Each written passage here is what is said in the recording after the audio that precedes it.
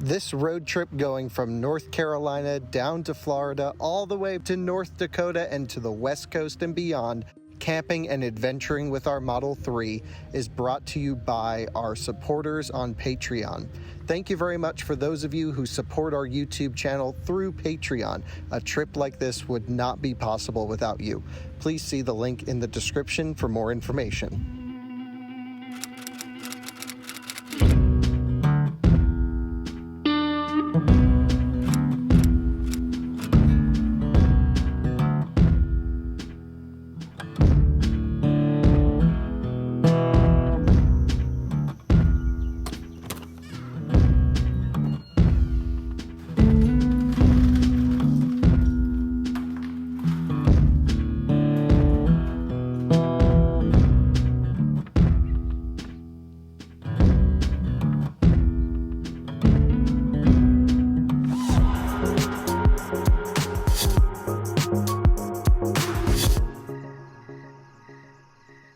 This is about to be a crazy adventure. So, Alyssa is packing up the dogs. We're giving them breakfast. It's about 5:50 right now. We've just loaded up the whole interior.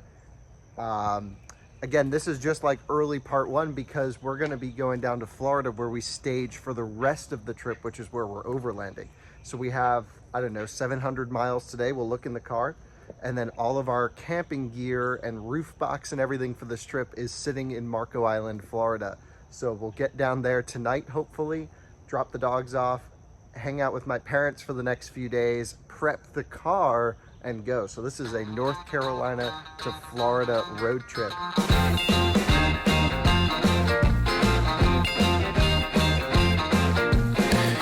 want to shout out to the world so they know my sweet baby loves me so. She got me going, yeah, she turns me on. And she loves me, yeah, she loves me, and it blows my mind. Yeah, it blows my mind. When you travel with your dogs, you have to click a setting in the air conditioning to make sure they stay cool. When you go into here, you have to click this fan button. I've already done this, but you have to force the rear air vents on. Those will not turn on unless the car senses someone sitting back there. And then you get a dog that loves to sniff the air vents. And we're off to Florence, South Carolina, right down I-95. Shouldn't be a problem.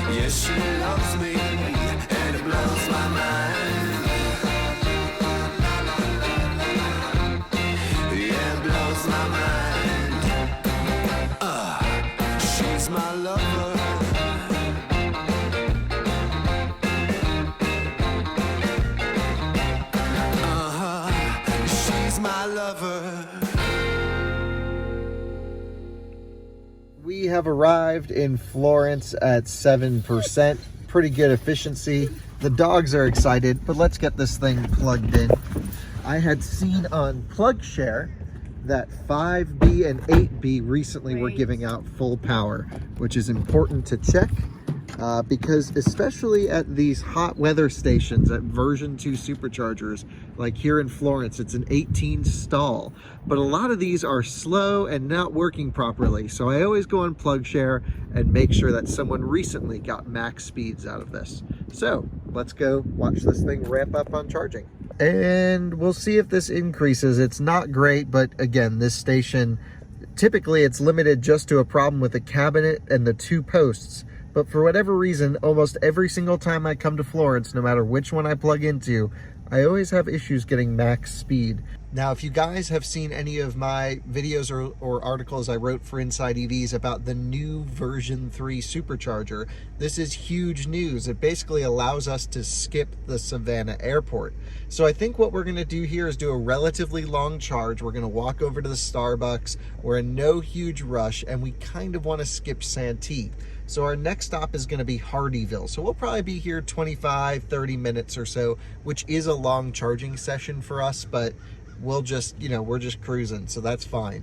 The version 3 in Hardeeville, I'm very excited for, and I really hope that we see some good speed. So the goal is to pull in low, because you can only take advantage of that version 3 from 0 to, I don't know, 35-ish%, and then it tapers under 150 kilowatt. And it's the same as a version 2. So you really need to be kind of empty to get the benefits of version 3, other than not sharing a cabinet. And if you don't know what I mean about sharing a cabinet, our road trips are good education for new Tesla owners. See how this says 6A and 6B, and for example, this is 7A and 7B. These two posts are fed from one cabinet. So when one car plugs in, it gets full power. If someone else plugs in second, they have to share the remaining power of 150 kilowatt that unit can do. The version 3 supercharger has one big unit that can do 1 megawatt output, and it feeds 4 250 kilowatt posts. And so basically you can just plug in wherever you want and not have to worry about it.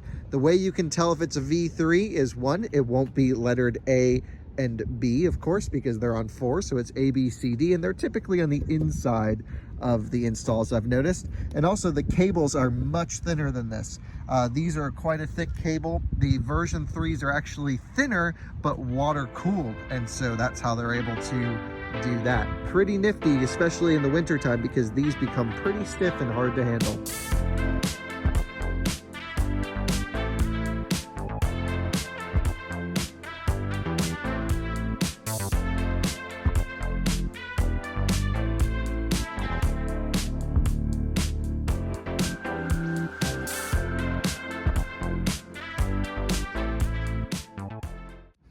So this is the dog's water bowl that we got.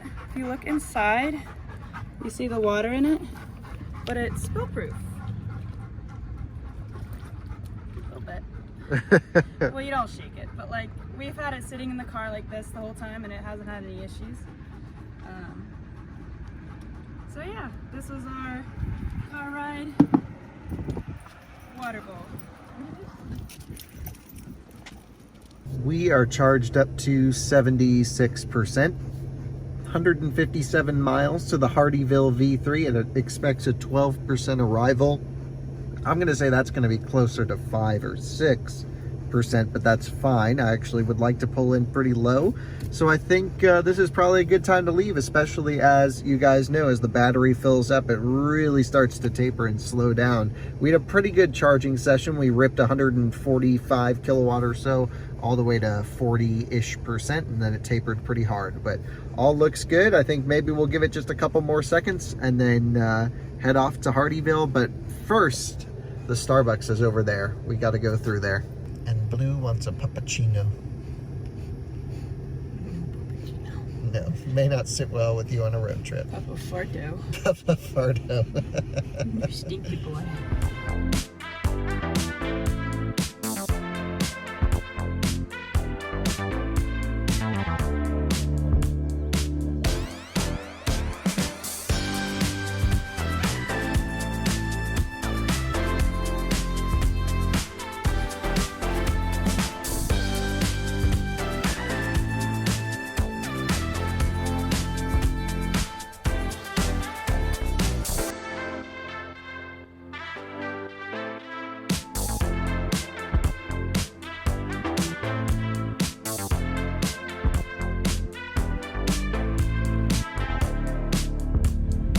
Just pulling off the highway because I couldn't find the Starbucks in Florence, but I knew of this one in Walterboro, and I thought it was interesting, and I wanted to come here anyway because they have 2 level 2 chargers.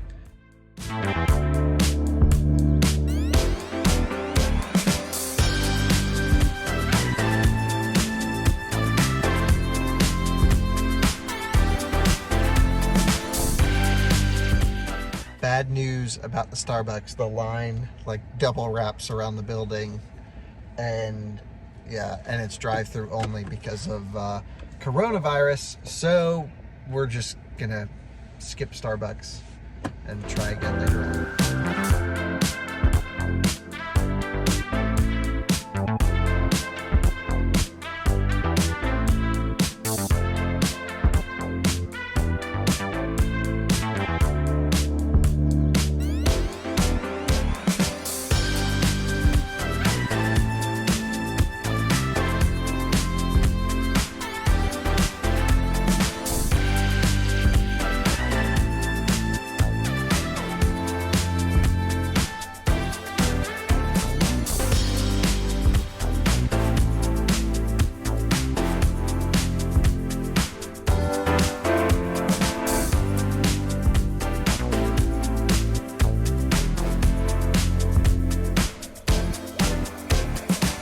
And as predicted, we have arrived at 6%. That is pretty good. We're at the version 3. So let's go see what we can do if this thing will do 250 kilowatt.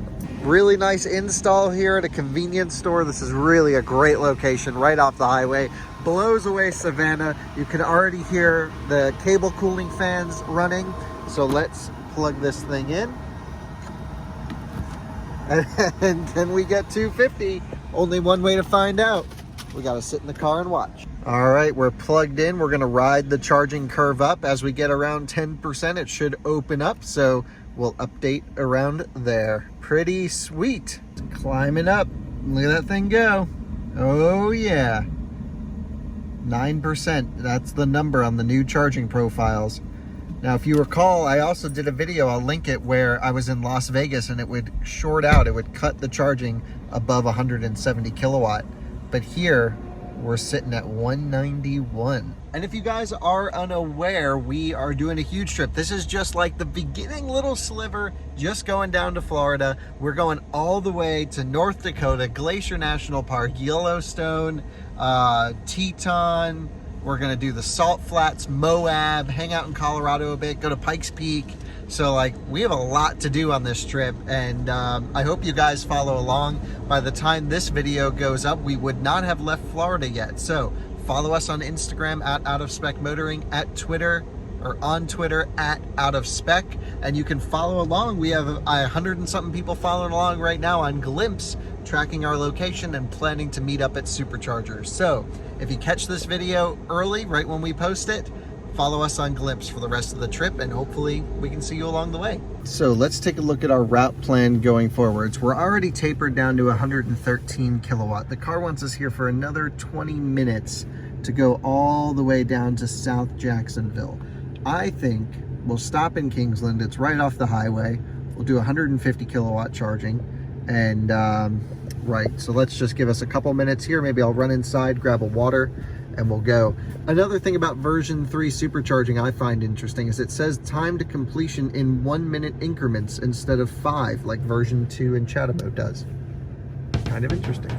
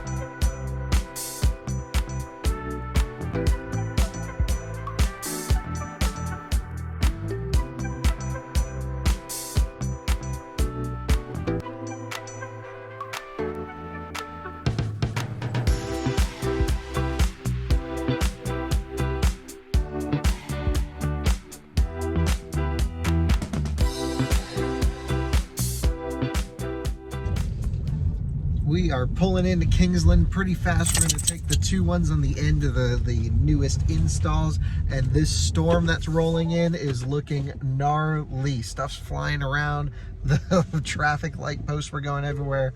So I think the goal is to get plugged in now before this massive rain comes that's starting now. Wouldn't be an out of spec trip without rain. So this storm is looking crazy. Plugged in, I think we're at 9%. Let's take a look. Yep, 9%. Let's hope we don't lose power during this thunderstorm. Wouldn't that be something? We literally just plugged in the car and now it is pouring rain. I don't think you guys are gonna go out this stop. Sorry, buddy. Yeah, they are interested, that's for sure. And back to sleep. Well, this was one hell of a gnarly storm that I think it probably just blew past us, the most of it. We literally had lightning all around us, never lost power, car kept charging through, no problem. We're still doing 113 kilowatt at 52%. It pegged at 140 plus all the way to 44%, which means finally Tesla has unlocked the charging profile of the long-range Model 3 to charge faster, deeper into the pack. You see, when I set the Cannonball record last year, we had great charging profiles. Shortly thereafter, the car started to taper really early. And so now, just this week in the newest update, it seems that they're allowing it to charge faster up to 44%, which is pretty good. Blue, I'm sorry, I know you want to go outside. Yeah. I know, but it's pretty stormy out there. Okay, thank you. Anyway, I think we want to get some food, but we need to, we're actually at 54%. We're enough to get to the next supercharger. But if we just kind of want to hang out here and let this rain go by, we could charge slowly between 50 and let's say up to 90% and then make it to Celebration, Florida. So we may only have one stop left on this trip, but probably two. 100 kilowatts, still at 60%. That is strong, strong speeds right there. So we have two options. We can either leave here and go down to one of the Jacksonville chargers, or maybe this one if we drop down a little farther. Can we quite make it to Deltona? Oh, that's a 250 kilowatt charger. And is it right off the highway? That should be our next stop. Dang, listen to that thunder. That should be our next stop. So that's absolutely what we're gonna do. And because of this weather, and we're gonna stop for food, we'll overcharge a little bit, put some buffer in there, and that's gonna be the perfect one to go to.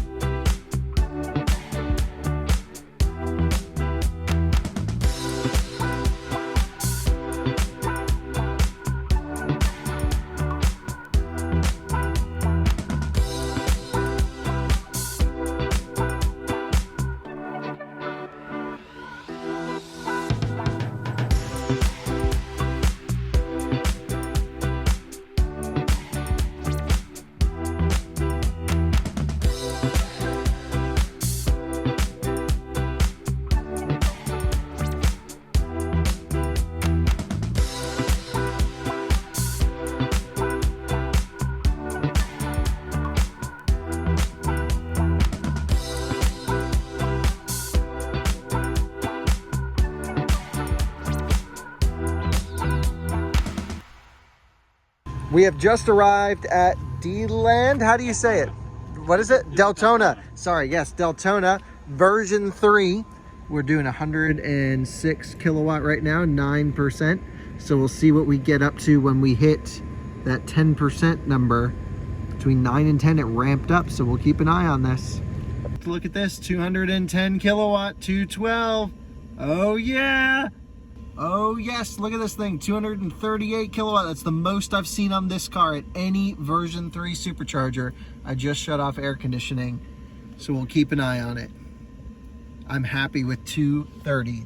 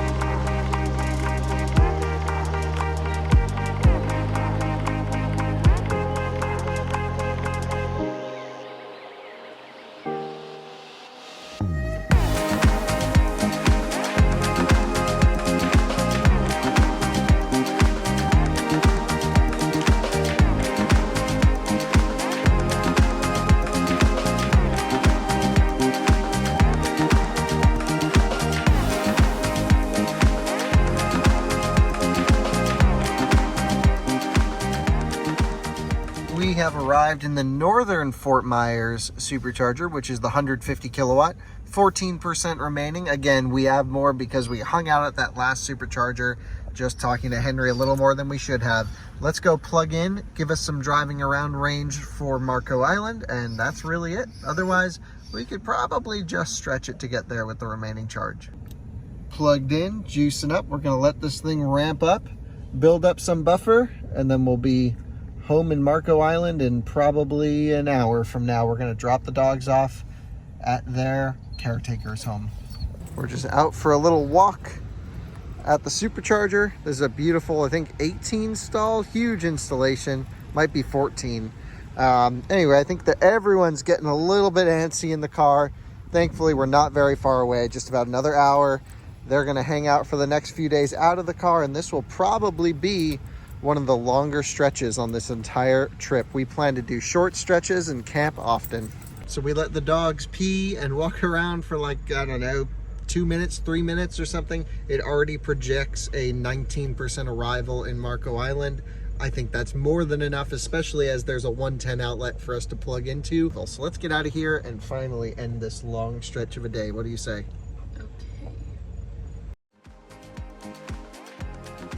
Happy and positive. Be positive, happy, even if you're not. Hello. So we have our tent, our grill, our mattress, sunshades, lanterns, propane. Hopefully that doesn't explode.